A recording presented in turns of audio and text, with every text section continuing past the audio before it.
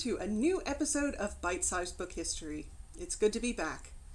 I'm your host, Allie Alvis. I'm a book historian and newly minted rare book cataloger at antiquarian book dealer Type Punch Matrix. You can expect to see lots of cool books from Type Punch Matrix in the future, as well as a video explainer of what exactly an antiquarian book dealer is.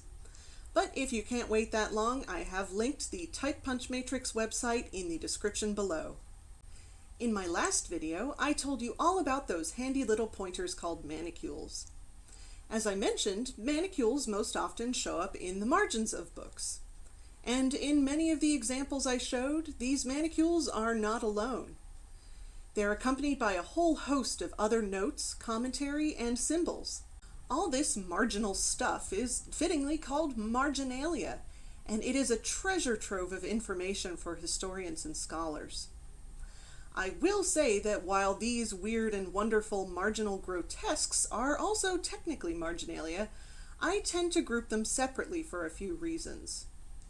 These little guys belong to a whole program of illumination that runs throughout a manuscript or printed book, whereas I think of marginalia as something that's added later by a reader. But don't worry, I will talk about the wild world of marginal grotesques in a later video. Now, I remember being firmly told when I was young not to write in the margins of my books, and I know many of you heard the same thing. So why do scholars love marginalia so much? Well, historically, writing in the margins of your books was not only okay, but encouraged. Both literally and metaphorically, reading used to be considered as much the province of the hand as of the eyes and mind. Marginalia record the thoughts of actual readers, showing how they engaged with texts and placing those texts in a larger context. Early modern readers were trained in schools, universities, and even common households in what might be described as the manipulation of information, the selection and application of resources gleaned from a wide variety of sources. In fact, books look the way they do today to leave room for reader additions. In late antiquity, scholars made extensive commentary on religious works.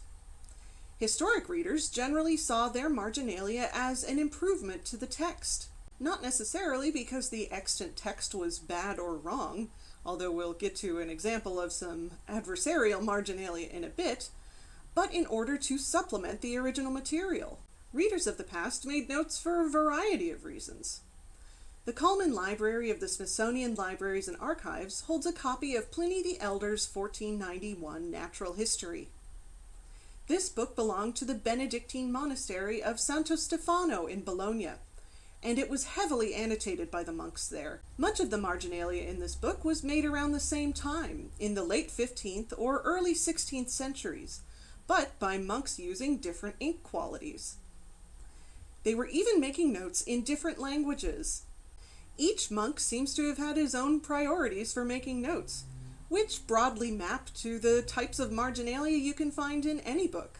There are monks who index the text by key word, monks who add cross-references to other text. Several monks added manicules or other symbols to emphasize or flag passages they found important.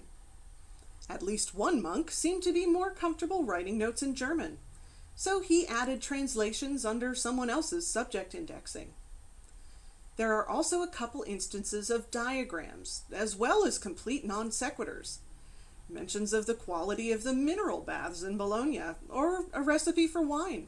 Finally, at least one monk made interlinear corrections to misspelled words. Mind your P's and Q's indeed. But not all marginalia was so neutral. A young Jane Austen engaged in a one-sided dialogue with author Oliver Goldsmith in the margins of her family's 1771 copy of Goldsmith's History of England from the Earliest Times to the Death of George II. Well, perhaps this could better be described as heckling. Austen strongly disagreed with Goldsmith's anti-Stuart perspective on English history, particularly on his assertion that his history was, quote, impartial. In the margins she exclaims, "Sensible! Oh, Dr. Goldsmith, thou art as partial an historian as myself."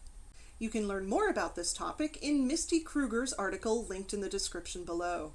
Marginalia can be a way to hear the voices of those who have historically been silenced, such as people of color and women. For example, although the education of slaves was prohibited by law in the United States before the Civil War, some enslaved and free African Americans learned how to read.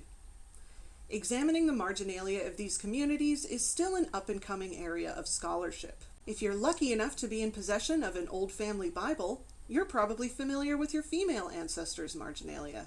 Bibles have long been one of the most frequently owned books in the West, and their status as precious heirlooms made them an ideal place to store family history. Since the early modern period, this record-keeping often fell to the women of the family. A type of marginalia I have not yet discussed are doodles and scribbles. And while adults are certainly guilty of decorating their margins in a variety of ways, children really take the cake when it comes to drawing pictures in the margins of books.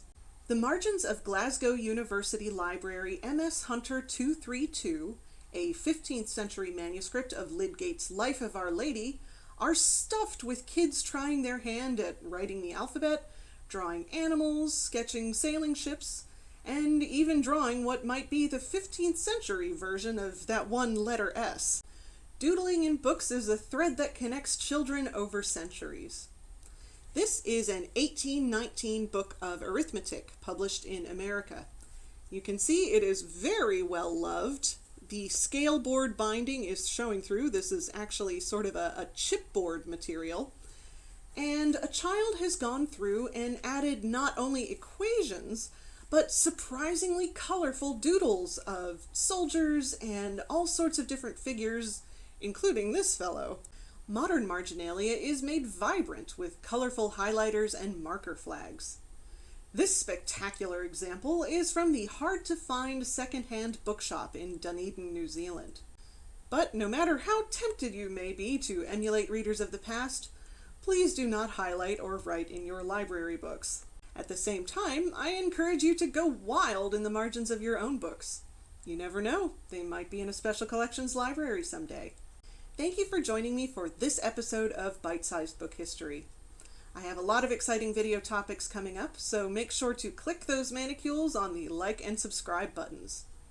And make sure to drop a comment below if you have any additional questions or have some marginalia tales of your own.